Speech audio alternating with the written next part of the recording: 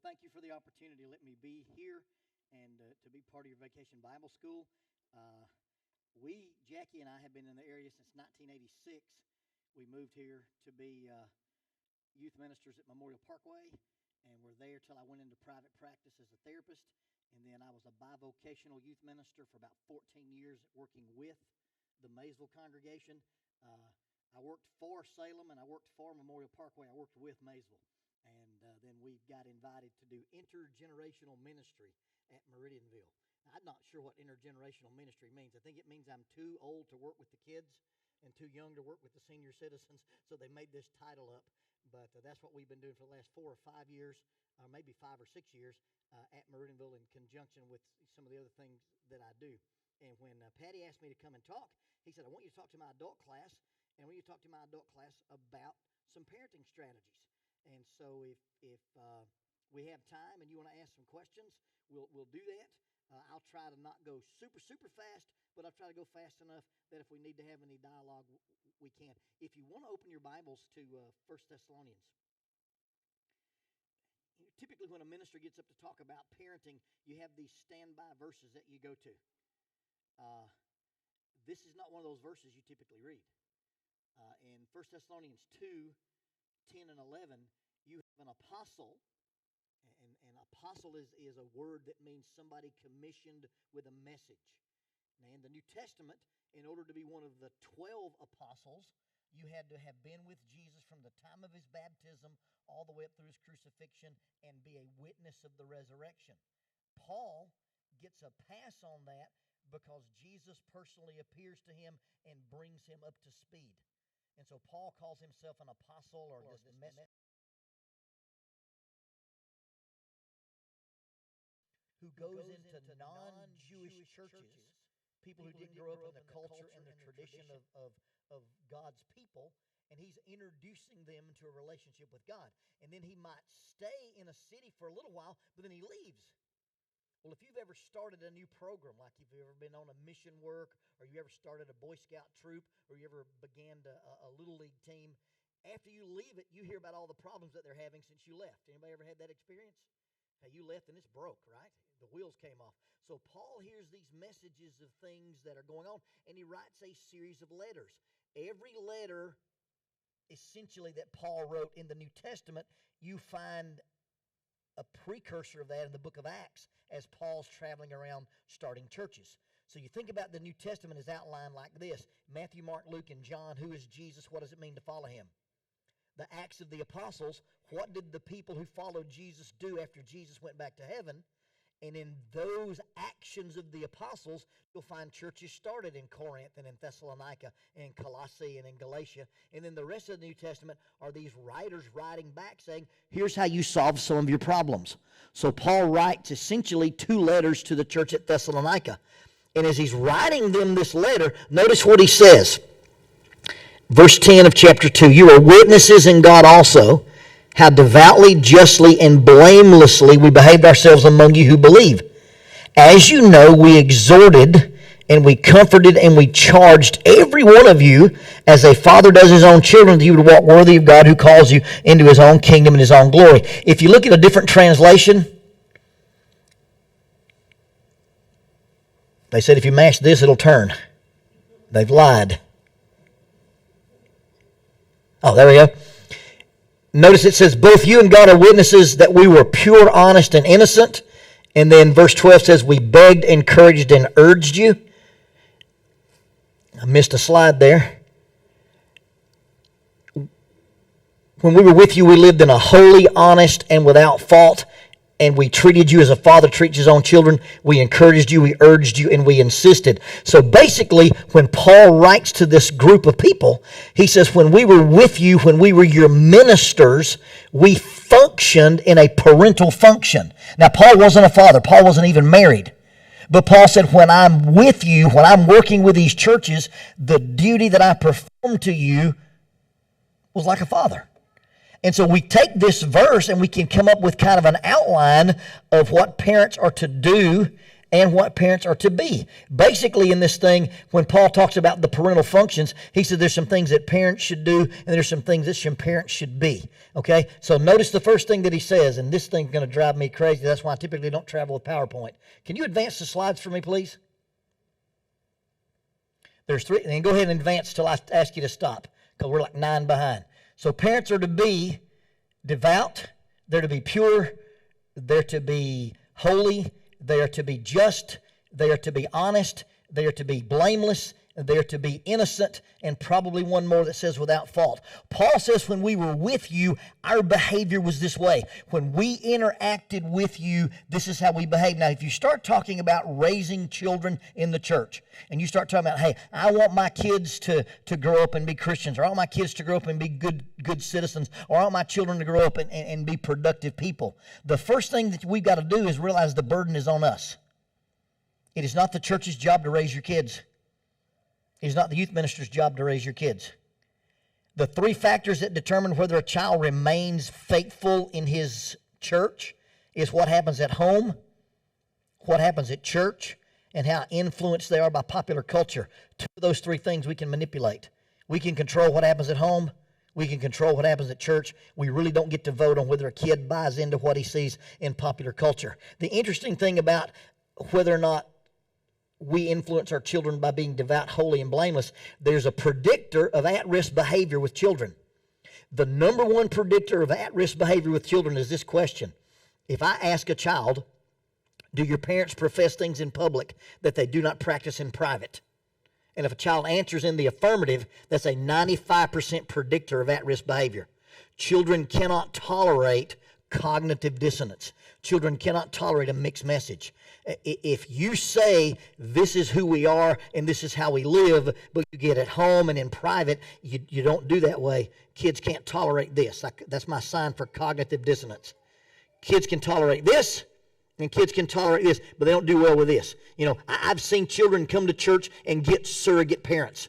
I've seen people tell their kids, I don't believe in that church stuff. If you want to go down there, you can go, but I'm not going to have any part of it. And they come and they get adopted by people in the church, and we take them on campaigns, and we work with them, and they have surrogate spiritual parents. And I've seen children thrive. I've seen children thrive when the parents said, come, let's go together. That's what intergenerational ministry does. That's what family-based youth ministry does. It gets everybody involved. I've seen children thrive in that. But when you want to see a child run off the rails, you have somebody who pretends to be a Christian but doesn't really act like it all the time. If I sit down with any child in this building and say, hey, do mom and dad say things in public, and then when they get home they don't really do it? If they answer yes, that's a predictor for spiritually at-risk behavior. And so when we first start talking about parenting, we've got to realize that it's not about being perfect, but it's about being consistent. That's what devout, holy, and blameless means. We've got to be people who live lifestyles that say we're trying to back up what we preach. We're trying to live what we do. In that triad, what happens at home, what happens at church, and how influenced you are by popular culture, when you start talking about what happens at home, it's not dad to son, mom to daughter, mom to son. The real dynamic that they're looking at is how mom and dad treat each other. You have a great relationship with your kids, but if you treat your spouse with contempt and you treat your spouse with disrespect and you demean them and minimize them or you act selfishly, children go, hey, all that stuff we're talking about in church, y'all don't treat each other that way. And so that's a predictor of at-risk behavior. So when we start talking about parenting, the first burden we place is on ourselves and our own behavior. The other thing is that when you talk about the influence of parenting on kids, this is a study that was done by Stephen Glenn. And when I thought I was going to exit from youth ministry and be a therapist, I didn't think anybody would ever hire me to be a part-time youth minister.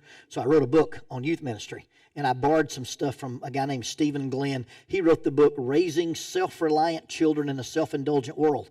And I wrote Dr. Glenn and said, hey, could I borrow some of your stuff and talk about raising spiritually self-reliant children? And he was super gracious. I've got this letter in my file that says, hey, you can use some of these things. And so this is from Stephen Glenn. They did this test called an EPAC test. And it measures permissiveness and strictness, hostility and love. And if you cut that thing up into 4 quadrants, you end up talking about how much autonomy you give your kids and how much control you give your kids. And so you end up with these 4 quadrants. And so they took this test And it's a perception test. It doesn't have to be that it really was this way. It's how your kids kind of perceive things. And so they walked up and they said, hey, answer these questions, and you end up with people who were either in this quadrant, this quadrant, this quadrant, or this quadrant. People who said, hey, my parents parented me with hostile autonomy. They had hostility and permissiveness. Basically, those are the parents who say, I don't care what you do, just don't bother me. Just get out of my way. It's single parents who decide they're going to date again. It's parents who decide they're going to pursue their career. It's parents who decide that life's about me having fun, and they abdicate being a good parent. That's called hostile permissiveness. Another group of parents was parents who parented with hostile control. This is the authoritarian, autocratic, threatening, intimidating kind of parents. It's not politically correct, but this illustrates it. What do you say to a kid with 2 black eyes? Nothing. You done told him twice. Okay, that's those kind of parents. I'm going to make another one just like you. So you have these parents who parent with hostile control. Then you have parents who parent with excessive autonomy. These are when the hippies had kids. We don't want you to be mad. We don't ever want you to be sad. We don't ever want your little feelings to be hurt. So we're just going to let you be happy and everything's going to be good. And then you have parents who parented with excessive control. You've heard of lawnmower parents? A lawnmower parent's not a helicopter parent. Helicopter parents do this. A lawnmower parent cuts the grass in front of the kids so they can walk through low grass.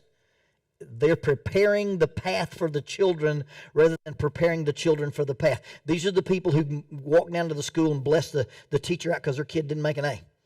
These are the parents who go, hey, you want to pitch for the baseball team? I'll go down there and talk to that coach and you'll pitch. I'm going to write your ladders to leader speeches for you, and I'm going to use your life as a reflection of my life. These are the kids who kill themselves, by the way, because they can't be number one, all-American, A+ all the time. And at some point they say, look, and these kids grow up not believing that they're not good. They grow up believing they can't be good enough. This is the group of parents that produces your addicts, by the way, because they're in that large tail end of that control. So they gave this test out, and they said, now, I wonder if a kid gets in this category here or a kid gets in this category here, could we predict some things that might go on in that kid's life? So they started trying to make some predictions. Now, there's this little piece of this pie right here that you want to look at and pay attention to. Remember that little slice out of the pie right there? It's at 3 o'clock on the clock, and it's between about 2 and about 4, and it's the balance of love, okay? When they cut this thing up and they started trying to predict what was going on with folks, it basically broke out and looked like this. Some of the predictions they made were 68% accurate. Now, I don't know if you understand what 68% accurate is. When my son-in-law was dating my daughter before he was my son-in-law, they came to Alabama. I invited him to go bow fishing with us. So I drove him way out to Waterloo, put him on a pontoon boat, and we kept him in the river from dark till daylight and shot at huge fish with a bow. He'd never seen country like that. He's a competitive kid. He's the highest scoring player in the history of his high school in basketball. He's not a great bow shooter. Okay? The funny thing about that is on the way back home, the sun's just coming up. We're back in, what would be basically banjo music country. He goes, Mr. Jones, do you shoot better with a bow or with a pistol? I said, son, I'm a lot better with a pistol. It was quiet for like 30 miles. It was cool. The next time he came over, he said, I'd love to go bow fishing with you, but I'm just not very good at it. I said, Tyler, what percentage would I have to shoot from the field to play college basketball or pro basketball? He said, if you could consistently shoot 35% from the field, you could play anywhere in the world. I said, so a pro basketball player shoots 35% and you want to hit every fish you shoot it with a bow and you've done it twice? He goes, I feel better about that. Let's go. All right. So we got him. He's a bow fisherman now. These guys got accurate up to 68%. When a child said, this is the perception I have of how my parents handled business, those researchers could say, I can predict what this kid will do. In the hostile permissiveness realm, or the permissive love realm, when the hippies had kids, you could predict marijuana use. Because everybody was just laid back, everybody was just mellow. In this group here, these guys use inhalants and hallucinogens.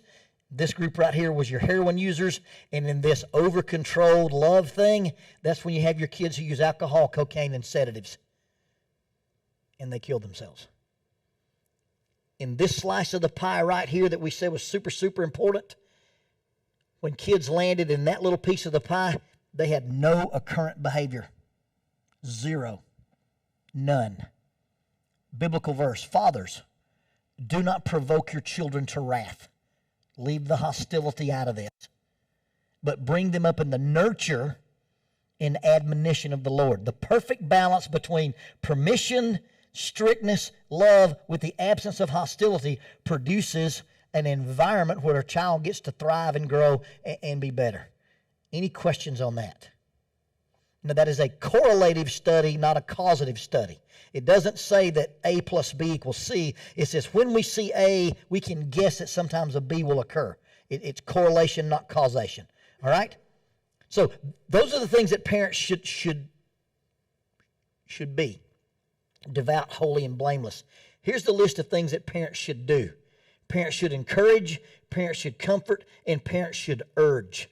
Those are the three parental functions. When you start looking at, okay, what I want to do in the lives of my kids, I want to encourage them, I want to comfort them, and I want to urge them. So encourage is basically the idea of leading them into independence. Now, if you look at this, this is an inverse proportionate chart. The top side is dependence, the bottom side is independence. When you're born, all the way over to the adult, it's hidden by the frog over here, or a monkey. I don't know if that's a monkey or a frog. It may be a monkey frog. So you have birth over here, you have adult over here. When you come into the world, you are 100% dependent on your parents, and you have 0% independent. This beautiful little girl right here, she can't roll over. She doesn't control what goes in. She doesn't control what comes out. If they put a headband on her bigger than her face, she can't get it off because there's no fine motor control. And now, as soon as she learns to work those little fingers, she'll snatch that stuff off, won't she? But right now, she has no dependence. She has to just sit there and take it. Well, as soon as she starts developing, for every minute she lives, she starts crawling from dependence into independence, so that at some point in her life, she will be 0% dependent and 100% independent. That's self-reliance. And as parents, it's our job to move children from being dependent on us to being independent. That's physically, spiritually, and emotionally. There's a country song that says, Mom's not a therapist and Daddy ain't a bank. At some point, they've got to be able to live without us. And they've got to be able to make mature spiritual decisions without us. And that's what encouraging does for them. In fact, the word, well, let's do this too. If you clean that part out of the chart, you'll notice that this middle section of the chart has as much dependence as it does independence. That, my friends, is a teenager. They've got 1 foot in the adult world, 1 foot in the kid world. They have the bodies of adults and the mind of children. The most intelligent people on the planet are teenagers. Their brains have 300 billion dendrites times infinity. The adults in this room, we have about 300 billion neural pathways in our brains. The teenagers out there have 3 times that many. Their brains will never grow again at the rate they're growing right now. They can memorize things. They can write things. They can create things. There's been no substantial rock music written by anybody over the age of 27. But teenagers write that stuff and they create that stuff. Look at the guys who invented Apple and Google. They were essentially adolescents. Okay? So the only other time your brain grows that fast is when you're 2. A teenager is a 2-year-old who can drive and has sex hormones. That's what a teenager is. Okay, and that's what makes them so much fun to work with. That's why I spent a 37-year career as a youth minister, because it's just joyful. Because they're the most innovative, creative, joyful, exciting people. You know, people say, well, what do you do to entertain teenagers? Teenagers entertain themselves. All you got to do is give them a venue where they can get together. They'll have fun. You don't have to be a guy who knows how to invent games. You offer a good quality spiritual program and feed them decently, they'll have fun on their own. I've been at places where there was nothing to do, there's no good, and we invented, Killer Ninja Death Frisbee. Teenagers invented German handball and all kinds of stuff. And so when we start talking about dependence to independence, this is what makes raising a teenager so challenging, is because he thinks he's an adult. You talk to a 16-year-old that walked into that class. How many times have you been 16? Once? He's as old as he's ever been. He's as big as he's ever been. He's as strong as he's ever been. He's had all the freedom he's ever had. And a 16-year-old boy thinks he's grown. I've got a French fry underneath the seat of my truck that's 16 years old, okay? It's not that big a number to me. But to a teenager, he thinks that's a big deal. So that's where you have to start thinking, okay, if you think of yourself as an adult, let's add some adultisms into this. And so that's why, as parents, our number one function is to encourage them. Encourage can be translated as beg, plead, exhort. It comes from a Greek word, parakaleo. It means to call someone to your side to aid you. If you want to foster creating an adult in your home, make them responsible for doing things. If you want to create an adult in the church, it's not what does the church do for our teenagers, it's what can the teenagers do for our church. Because if they grow up as only consumers and as not participants, then they always move to the next church who has the better program. And teaching them to have ownership and be a part of something is what it means to infuse them, to literally encourage. You place inside them courage to do things that are outside their comfort zone. If you think about encouraging, it really fulfills 3 of the significant 7. Stephen Glenn, when he talks about raising self-reliant kids, talks about having a significant 7. 3 perceptions and 4 skills. The 3 perceptions are I'm capable, I'm significant, and I can influence what happens to me. And when we ask children to be part of our services, we ask children to be part of our cleanup crew, we ask children to be part of our benevolence program, we ask children to take part in our worship services, we ask children, hey, I want you guys to clean up and put songbooks back under the things. If they do anything for the church as they get older, they have ownership with the church. And it works with everybody, by the way. If we give people attention, belonging, and support, they lock into our buildings. If we only have places where people can come and are consumers, we're not creating good Christians. We've got a young 26-year-old SWAT cop that is our security guy at our congregation. Now, he's not a member of the church, but when he's at SWAT training, he talks about my church. He talks about our church. He talks about mine and Lonnie's church because he's guarding those sheep, and he has ownership. He has buy-in to it, and one of these days we'll baptize him. But he has ownership. When our children participate in what we do and we ask them to step outside their comfort zone, we ask them to do things with us, that fulfills these perceptions of I'm capable and I'm significant. So rather than saying you guys are the church of tomorrow, you're actually the church of right now, and we need you to be involved in our activities. In the old Flavel Yakeley study, he predicted that 75% of our kids between the ages of 13 and 23 fall away from the church. In a follow-up study, 80% of the 75 that fell away from church came back to church in their late 20s if they had one thing in common. If they did something for the church as frequently as once a month. Doesn't mean they had to go to Lads to Leaders, doesn't mean they had to go to Bible camp. If they cleaned the van, if they cut the hedges, they cut the grass, if they had buy-in and ownership and the church said, we expect you, we encourage you to be a part of what we do. So we've got to be asking our kids to be involved. Moms, it's wrong if you don't teach your boys to do laundry. It's wrong if you don't teach your boys to cook a little bit. You're not doing them any favors. Unlike Harry Potter, everything that's done in your house is done by a human. There's no such thing as a house elf, okay? And you don't need to be raising boys thinking they're going to marry a house elf. We need to teach them to live independently. And guys, our daughters need to be able to change a tire and change the oil and do some other stuff like that.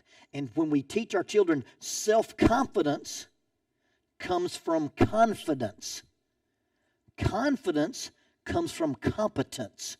I have the ability to do, therefore I feel good about myself. I'm significant, and I am capable. The next thing that we'd like to talk about with the kids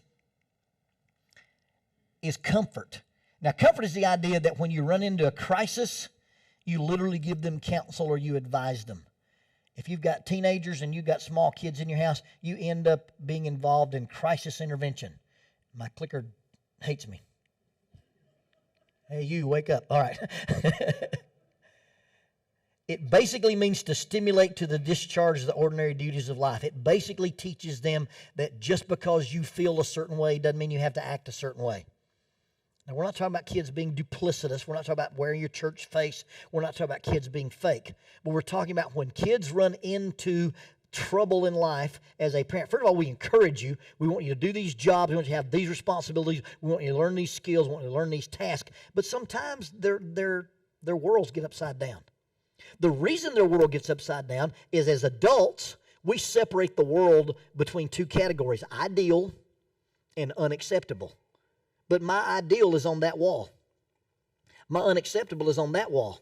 And if I'm in the room, I'm a happy little ball guy. A teenager separates ideal and unacceptable by about this much space. If I didn't do it all, I didn't do any. If you didn't let me buy that, you didn't let me buy it at all. If I can't play video games for another minute, you've never let me play at all. If that girl doesn't like me, I'll never have a girlfriend again. And they bounce between all or nothing thinking. Well, if you live that way, and that's the way your poor little brain works, how many times a day do you go into crisis? All the time. So what do we do when our children go into crisis? The biggest mistake as parents that we make is we try to fix stuff. There's a book by a guy named Mark Goldston called Just Listen. And in Just Listen, now, don't buy the book, think it's a great parenting book. It has some stuff about parenting. He's a hostage negotiator, and he's a high-powered corporate psychologist. And he talks about how to talk to people in crisis, how to talk to people who are in a highly charged emotional state, and instead of staring into their eyes and arguing them down, he aligns himself with them.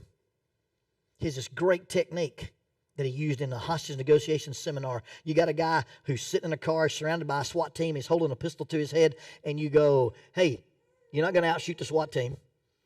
You've got 6 bullets and a .38 revolver, and this guy has 30 in one magazine. You can have that conversation with that guy all day. It doesn't change anything. Because in his highly charged emotional state, he thinks somehow this is going to end well for him. What Goldston does is, I bet you think nobody understands how scared you are. He goes, you know what? I am scared. My wife left me. I got fired from my job. I don't know what I'm going to do. There's charges pending. And all of a sudden, instead of trying to convince this guy, looking eye to eye, they feel like they've aligned with each other. That's our job in crisis intervention with our kids, is let them know, I can see the world from your perspective. Now, you don't have to think it's reasonable. You don't even have to think it's rational. You don't have to agree with it, but you've got to demonstrate to them, how about the fact I get you? I understand this. And when you feel like that people have aligned with you, when you feel like people have attuned with you, then you feel important. I'm capable, I'm significant, and I can influence what happens to me. So we comfort our children not by solving their problems, but by letting them know that they are understood. If you read John chapter 11, Jesus indicates at least 5 times that he's going to go to Bethany and raise Lazarus from the dead. They give him a message. Hey, your friend Lazarus is sick. And he says, I'm glad I wasn't there because we're going to glorify God. They bring him another message. Hey, Lazarus is dead. Jesus tells his disciples, hey, Lazarus is asleep. I'm going to town to wake him up. The disciples go, oh, if he's asleep, he'll get better. I'm not talking about sleep. I'm talking about he's dead. And I'm glad I wasn't there because when I get there, I'm gonna wake him up. He gets to Bethany. Martha comes out and says, Lord, if you'd been here, my brother wouldn't be dead. He says, your brother will rise again. She says, I know my brother will rise again in the resurrection. He goes, I am the resurrection. If you read John chapter 11, 3, 4, 5, maybe 6 times, Jesus broadcast, I'm going to go to town and I'm going to show you that this story is not going to end in death. Then explain John 11:35. Jesus wept. Why did Jesus weep? You know, Jesus knows I'm going to go to Bethany, and if you'll pardon the Alabama English, I'm going to bust that funeral wide open. But just prior to saying, Lazarus, come forth, the Bible says he was moved and groaned within himself, like a horse does when you try to put a saddle on him and tighten it. Almost an angry grumble, and then he wept. Why? Oh, because the people didn't have any faith. No. He cried because they were crying. That's compassion. Even though you know it's going to be okay, you have to demonstrate to your children, I understand how you feel. One of the mistakes we make in church is we substitute empathy with sympathy. Sympathy is telling you, this is how I felt in a similar situation. Empathy is, I want to understand how you feel. When you go to the funeral home and somebody's lost their aunt, you go, yeah, I remember when my aunt died. It's not about your aunt. It's about their aunt and their loss. That's why we're inadequate, because we start doing sympathy. I know what my feelings were, and empathy is I want to reflect your feelings. You know, your 7th grade daughter comes home and announces, much to your dismay, that she and a boy are going together. But they're not old enough to go anywhere.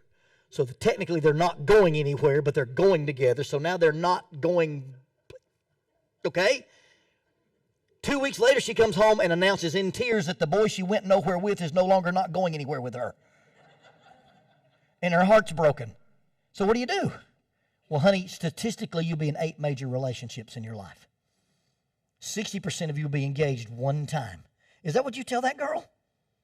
No. You say, honey, who is he? I'll go, they'll never look for his body. No, that's the difference. You pull her in your lap, and you say, are you hurt? Are you scared? Are you disappointed? Are you sad? This boy broke up with you. Does it say something about you or say something about him? And then she feels cared for. She feels loved. She feels accepted. She feels listened to. That's how we do crisis intervention with kids. It's really about not telling them what it means to us and how we see it. It's demonstrating to them that we can see the world from their perspective. Basically, we demonstrate understanding and we do crisis intervention. Here's a really cool tool you can use. For every event that you have a byproduct, and that byproduct is emotion. Now, where do your emotions come from? They come from the factory. The software package is installed there. God gave you the ability to emote. My wife said, that's not a word. It's a word. It's a verb. Look it up. Okay? You have the ability to emote. When you use your emotions properly, they are all valid. They come from God. They lead us to balance and they lead us to harmony. Emotional intelligence is understanding what my emotions are and being able to label them, and understanding that you're not bad for having those feelings, and nothing bad's going to happen because you have those feelings. It's basically teaching children to understand that your emotions are information, not instructions. But if we don't teach our children to self-regulate and they have to act like their emotions, then they're using their emotions as instructions rather than information. Godly sorrow, that's an emotion. Godly sorrow works repentance that leads to salvation, not to be regretted. It's information that tells you you feel bad because you did something you shouldn't do. Now, what should you do about it? Change, and then you don't regret it. But if I feel guilty and I respond with destruction, distress, or self-destruction, then I've taken this emotion and gone the wrong way with it. And simply when our kids are highly charged in emotions, number one, ask them, are you mad, sad, angry, scared? Most teenagers who act aggressive are afraid. A guy who comes in thugged out, acting like he's a member of a gang, is trying to say, I'm tough, leave me alone. What he's really saying is, I'm scared to death, I'm insecure, so nobody bother me.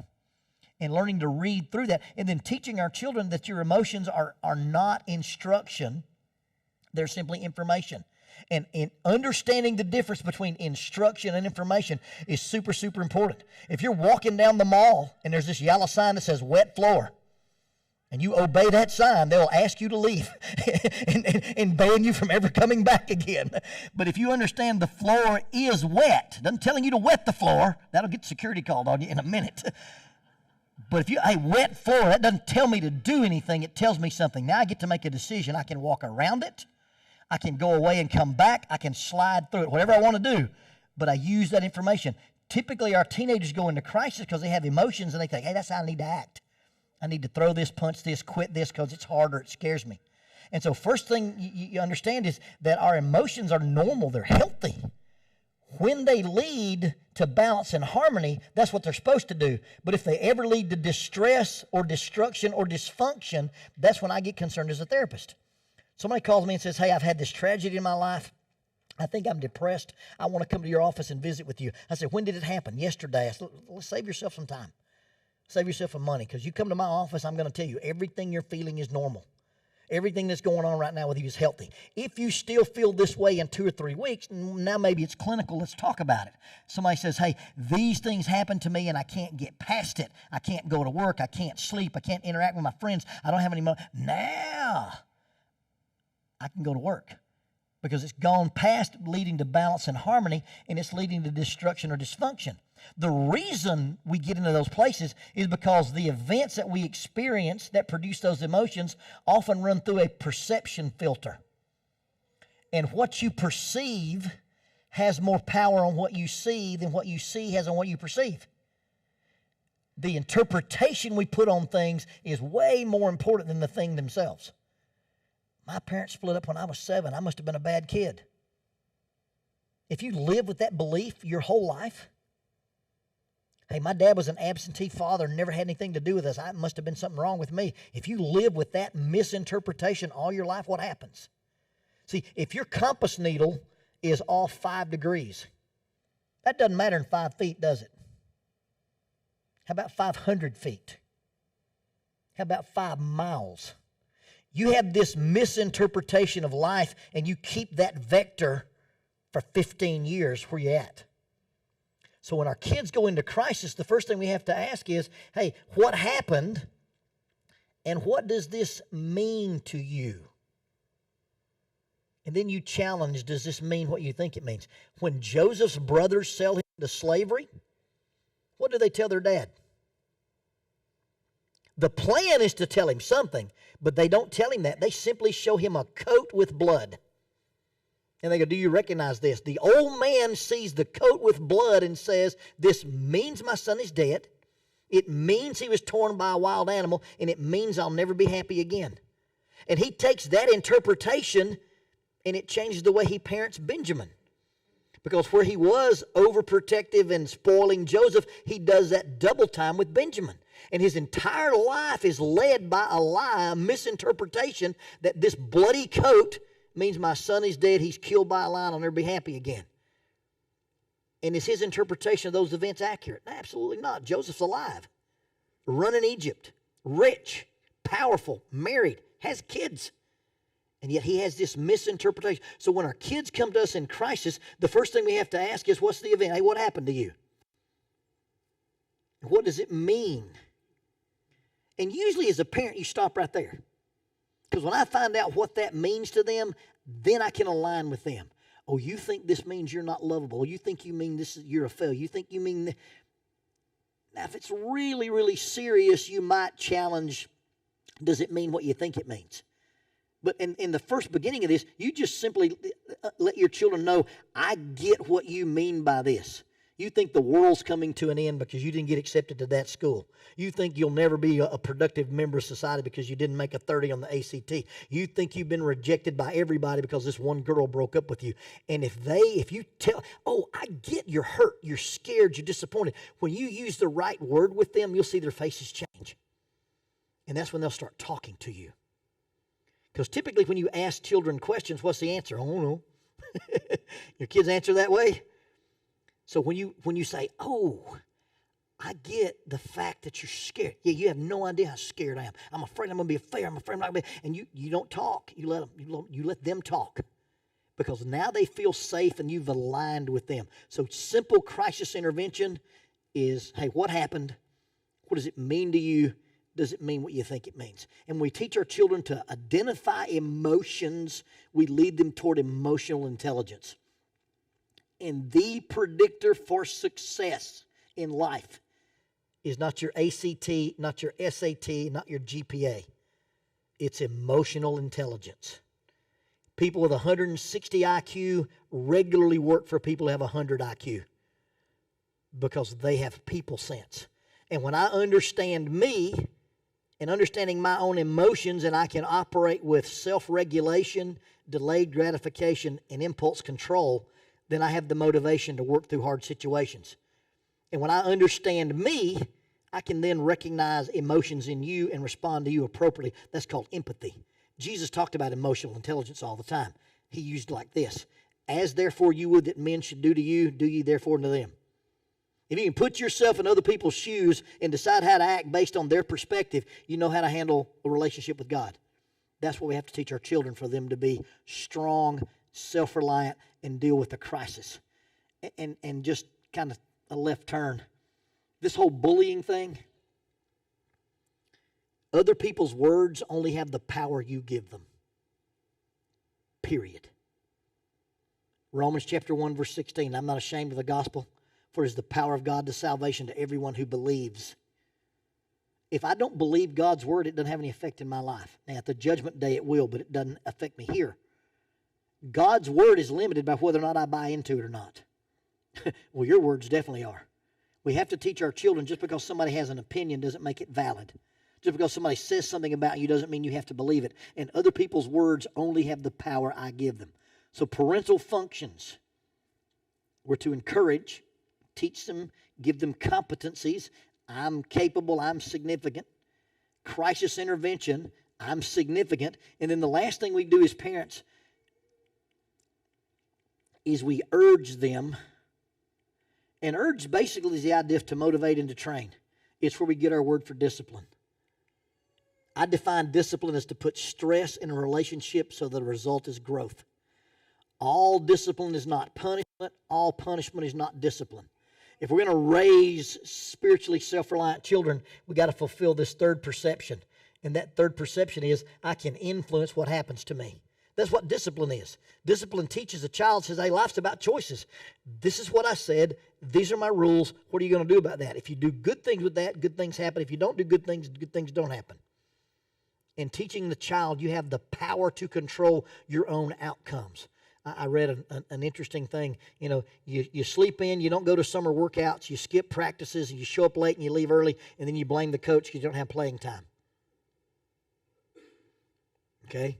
Life's about choices. Sometimes when we do things with the SWAT team, they will give counseling to a guy sitting on his front porch with his hands in cuffs. My favorite line is, you play stupid games, you win stupid prizes.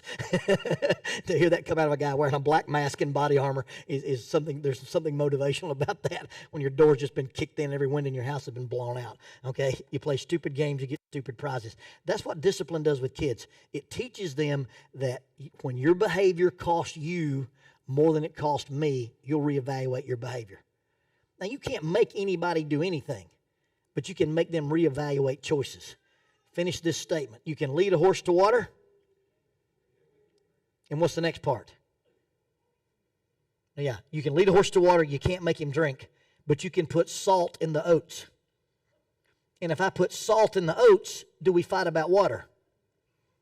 As good parents, you need to be good oat salters. Okay? Can't make you do your homework. But if you don't do your homework, it's related to curfew and car keys and cell phones. And all of a sudden, homework takes on a different view. Okay? Can't make you clean your room. But until your room is clean, you don't leave the house. If I tell you, hey, go clean your room, you go, yeah, okay. And it's not clean, your life gets on hold until it's clean. Hey, Mom, Billy asked me to come over. Sure, you can go as soon as that room's clean. Mom, the church is leaving on a trip in 5 minutes as soon as your room's clean. You don't have to be the wicked witch of the West. You don't have to be the nag. You don't have to be the bully. You don't have to stand in the door and yell and scream. You just teach them, pay me now, pay me later, but you're going to pay me. And then you get to be calm, and life is no stress. And you don't, if I have to stand there and make you clean your room, who's cleaning your room? I am. I'm just using your hands. And you're teaching the children make different choices. And so a function of discipline is basically saying you have prices to pay, of things to do, and I'm going to be calm about it. Interesting, in a book that Jackie used as a teacher, it's by Fred Jones. It's called Positive Classroom Discipline. And in Fred Jones's book, he says that discipline is really about body posture. It's about body language. Calm equals control. Proximity equals intensity. And time equals commitment. And so when you tell somebody to do something, instead of expecting it to blow you up when they don't, you just got to be calm about it. Do you understand what I've asked you to do? All right. You walk away. That makes them nervous. They figure out pretty quick, oh man, I've got to change this. And so when we use discipline, read Hebrews chapter 12. In Hebrews chapter 12, that middle section that talks about suffering, the Hebrew writer says, hey, when you encounter suffering, understand that God allows us to suffer in the same way that a parent uses discipline. God says, this is how I want you to live. If you don't live that way, what happens? You suffer.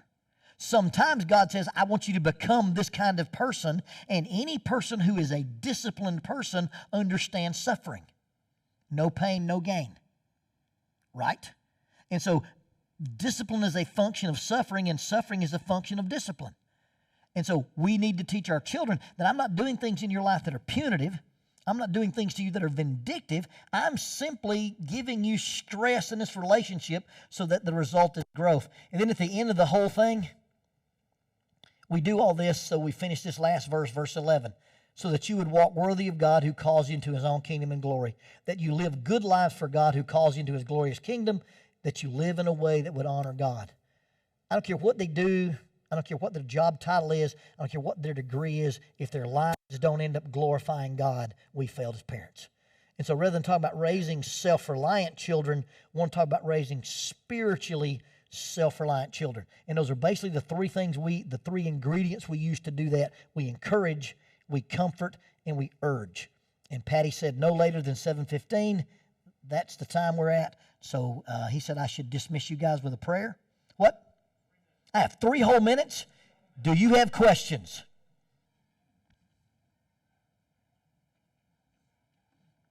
Going once. Going twice. So you got excited about being dismissed. Nobody's going to be the guy to ask questions. He would have let us go if he'd have just shut up, So I get that. So let's have a prayer and we'll be dismissed. Father, thank you for this congregation, for the effort they put into a family week, for the messages they've committed to share with the children. And Father, thank you for these parents who've committed to their children. Father, we ask that you bless the study of your word, the things that you wrote for us so that we could understand and live. Father, we thank you for this time together. Bless the reading and study of your word. Help us to be the kind of parents who lead our children to heaven.